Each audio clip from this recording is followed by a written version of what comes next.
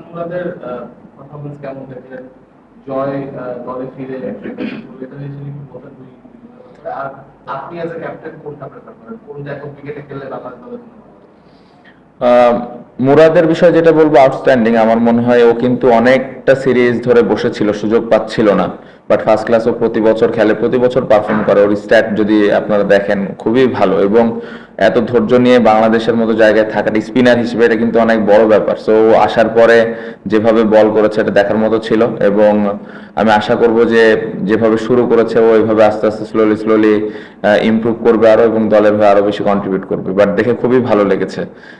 জয় দলে ছিল না, দলে বাদ পড়ার পরে আবার নিজেকে ইমপ্রুভ করে এভাবে কামব্যাক করে প্রথম ইনিংসে এত বড় ইনিংস, এটা আসলে তার জন্য অনেক কঠিন ছিল। বাট ও যেভাবে ব্যাটিং করেছে দেখে আসলে ওই জিনিসটা মনেই হয়নি যে ও আবার কামব্যাক করছে। সো এটা একটা পজিটিভ দিক। আমার মনে হয় চিন্তা ভাবনার দিক দিয়ে জয় অনেক পরিবর্তন করেছে নিজেকে। আমি আশা করব যে যেই মেন্টালিটি নিয়ে ও খেলেছে এটা ভবিষ্যতেও যে সব টিমের সাথে এভাবেই খেলবে।